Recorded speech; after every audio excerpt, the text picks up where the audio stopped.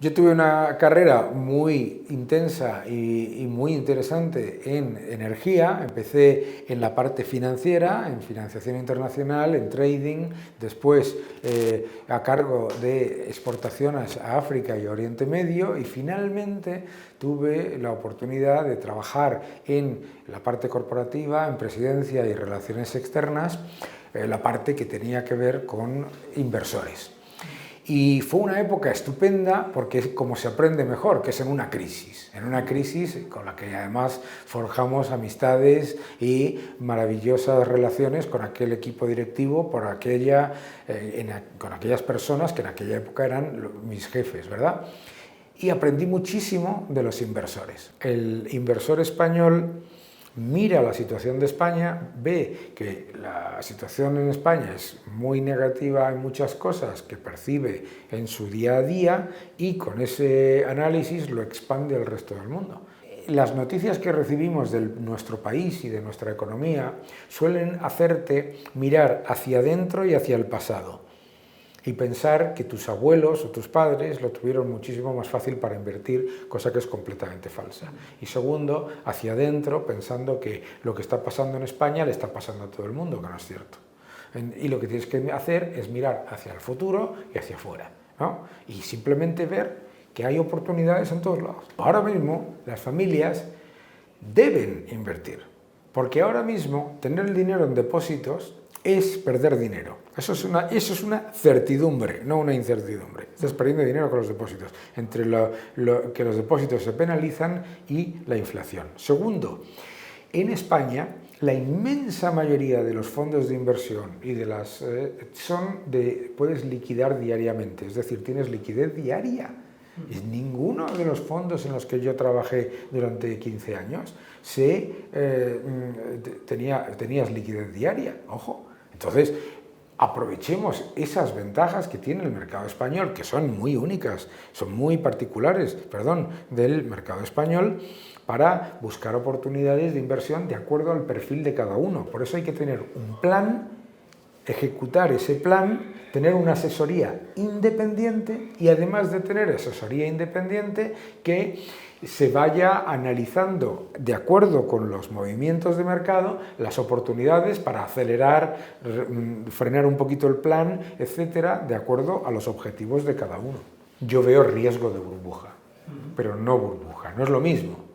Riesgo de burbuja, ¿por qué? Porque ha habido mucha gente que ha empezado a buscar exposición al sector inmobiliario porque los tipos eran bajos, las hipotecas eran baratas y se daba con cierta facilidad, y porque subían los precios. En España todavía estamos muy lejos de los niveles de la burbuja, pero estamos en riesgo de otra burbuja.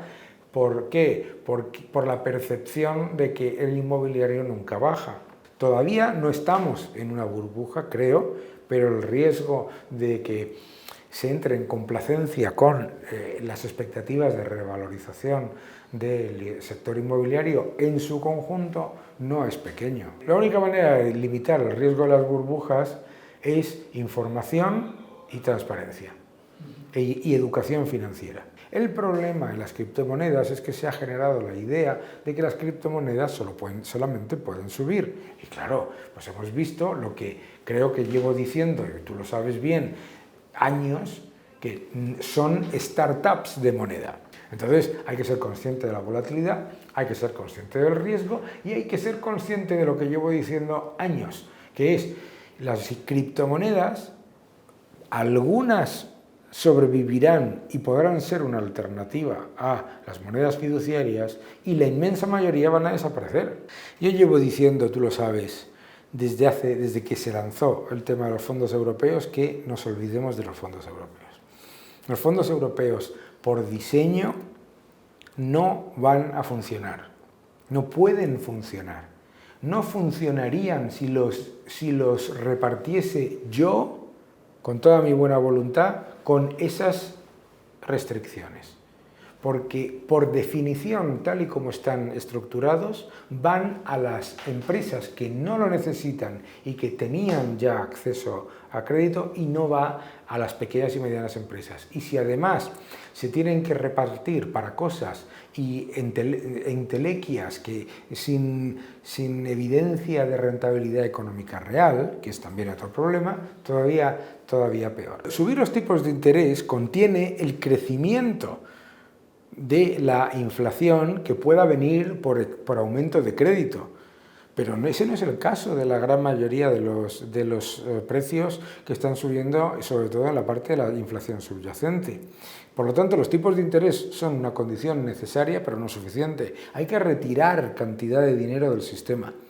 Y la única manera de retirar cantidad del sistema cuando lo que lo ha aumentado masivamente es ir directamente a gasto público, es reducir el gasto público. Lo que tenemos que hacer en España es dejar de penalizar el ahorro.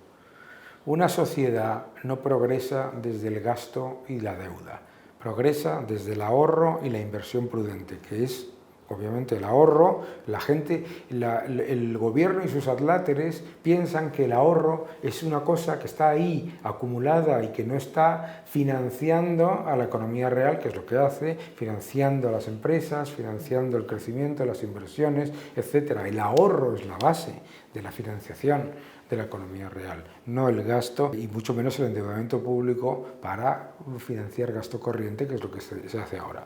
Entonces, ¿qué es lo que hay que hacer? Hay que favorecer el ahorro. Claro, un ciudadano si ve que le penalizan los depósitos, le penalizan el ahorro, le penalizan si el ahorro genera un poco de rentabilidad, alucina. Después, le penalizan si el ahorro que ha podido atesorar después de pagar todos esos impuestos lo guarda un poco para sus hijos. Es el robo constante del fruto de la prudencia. Es que es alucinante.